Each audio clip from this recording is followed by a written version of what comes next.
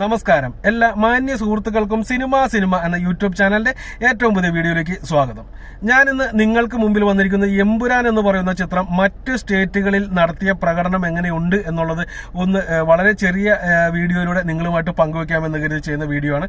ഇതുവരെയുള്ള എല്ലാ കണക്കുകളും മൊത്തത്തിൽ ഉള്ള കണക്കുകൾ ഒറ്റ വരിയിൽ പറഞ്ഞു തീർക്കാമെന്നാണ് കരുതുന്നത്. അപ്പോൾ ഡയറക്റ്റ് വീഡിയോയിലേക്ക് കടക്കാം. അതിനു മുമ്പ് ചെറിയ ഒരു റിക്വസ്റ്റ്, നിങ്ങൾ ആദ്യമായിട്ടാണ് ഈ ചാനൽ കാണുന്നത്, അതല്ല ഇനിയും നിങ്ങൾ ഈ ചാനൽ സബ്സ്ക്രൈബ് ചെയ്യാത്തവരാണ് എന്നുണ്ടെങ്കിൽ ദയവ് ചെയ്ത് ചാനൽ ഒന്ന് സബ്സ്ക്രൈബ് ചെയ്യണമെന്ന് ഞാൻ നിങ്ങളോട് വിനീതമായി അഭ്യർത്ഥിക്കുന്നു. ഓക്കെ, അപ്പോൾ നമ്മൾ നേരെ കാര്യത്തിലേക്ക് കടക്കുന്ന സമയത്ത് കർണാടകയാണ് കേരളം കഴിഞ്ഞാൽ ഏറ്റവും കൂടുതൽ കളക്ഷൻ ഈ എമ്പുരാൻ എന്ന് പറയുന്ന സിനിമയ്ക്ക് നേടാൻ സാധിച്ച കർണാടകയിൽ നിന്നാണ്.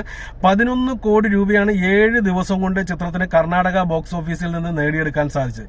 കർണാടക ഇത് 7 ദിവസത്തെ കണക്കുകളാണ് ഈ പറയുന്നത് മൊത്തം എന്നുള്ളതും കൂടി കണക്ക് കൂട്ടുക. കർണാടകയിൽ നിന്ന് 11 കോടി രൂപ നേടിയെടുത്ത സിനിമയ്ക്ക് തമിഴ്നാട്ടിൽ നിന്ന് 8 കോടി രൂപ നേടിയെടുക്കാൻ സാധിച്ചിട്ടുണ്ട്. തമിഴ്നാട്ടിൽ നിന്ന് ഇപ്പൊ കർണാടകയിൽ നിന്ന് 11 കോടി എന്ന് പറയുന്നത് കന്നഡ ഭാഷയിൽ നിന്ന് മാത്രമല്ല, കന്നഡ ഭാഷയുടെ സെപ്പറേറ്റ് ആയിട്ടുള്ള കണക്ക് ലഭ്യമായിട്ടില്ല. അത് മലയാളത്തിൽ കൂടി റിലീസ് ചെയ്തത് കൂടി കൂട്ടിയിട്ടാണ് ഈ പറഞ്ഞ 11 കോടി കിട്ടിയിരിക്കുന്നത്. തമിഴ്നാട്ടിൽ 8 കോടി എന്ന് പറയുമ്പോൾ തമിഴ് വേർഷൻ വൻ പരാജയമായിരുന്നു എന്ന് തന്നെ പറയേണ്ടിയിരിക്കുന്നു. 1,60,00,000 രൂപ മാത്രമാണ് തമിഴ് വേർഷന് കിട്ടിയത്. എനിക്ക് തോന്നുന്നു ആദ്യത്തെ ഒരു 2-3 ദിവസം മാത്രമായിരിക്കും അത് അവിടെ ഓടിയിട്ടുണ്ടാവുക. ബാക്കി മലയാളം വേർഷനാണ് വലിയ ഹിറ്റായി മാറിയിരിക്കുന്നത്. 8 കോടി രൂപ മലയാളം വേർഷനാണ് കിട്ടിയത്. തെലുങ്കിൽ നോക്കുമ്പോൾ 3,60,00,000 രൂപ മാത്രമാണ് അവിടെ നിന്ന് നേടിയെടുക്കാൻ സാധിച്ചത്. തെലുങ്ക് ഭാഷയിൽ നിന്ന് മാത്രമായിട്ട് അവിടെ അതൊരു പരാജയമായിട്ട് തന്നെ വിലയിരുത്തേണ്ടി വരും. അവിടെ എത്ര രൂപയ്ക്കാണ് റേറ്റ്സ് പോയിരിക്കുന്നത്, അല്ലെങ്കിൽ ഷെയർ അടിസ്ഥാനത്തിലാണോ എന്നൊന്നും അറിയത്തില്ല. എന്ത് തന്നെയാലും 3,60,00,000 രൂപ മാത്രമാണ് നേടിയെടുക്കാൻ സാധിച്ചത്. ഹിന്ദി മേഖലയിൽ നിന്ന് 9 കോടി രൂപ കളക്ഷൻ നേടിയെടുക്കാൻ സിനിമയ്ക്ക് സാധിച്ചിട്ടുണ്ട്. പക്ഷെ അത് ഹിന്ദി വേർഷൻ മാത്രമല്ല, മലയാളം, തമിഴ്, തെലുങ്ക്, കന്നഡ എല്ലാ ഭാഷയും കൂടി കൂട്ടിയിട്ടാണ് ഈ 9 കോടി നേടാൻ സാധിച്ചിരിക്കുന്നത്. കാരണം ബോംബെയിലെല്ലാം എല്ലാ ഭാഷയിലും പടം റിലീസ് ചെയ്യുന്നുണ്ട്. ഏറ്റവും കൂടുതൽ കളക്ഷൻ വന്നിരിക്കുക നോർമലി മലയാളം ഭാഷയ്ക്ക് തന്നെ ആയിരിക്കും. കാരണം ചിത്രത്തിന്റെ ഹിന്ദി ഓഡിയൻസ് ചിത്രത്തെ ആദ്യ ദിവസങ്ങളിൽ തന്നെ തള്ളിക്കളഞ്ഞു എന്നുള്ള റിപ്പോർട്ടുകൾ ഉണ്ടായിരുന്നു. നമ്മളത് വീഡിയോ ചെയ്തപ്പോൾ പറഞ്ഞാണ് അവർക്ക് ഈ രാഷ്ട്രീയം അവർക്ക് പിടിച്ചിട്ടുണ്ടാവാനുള്ള സാധ്യത കുറവാണ്.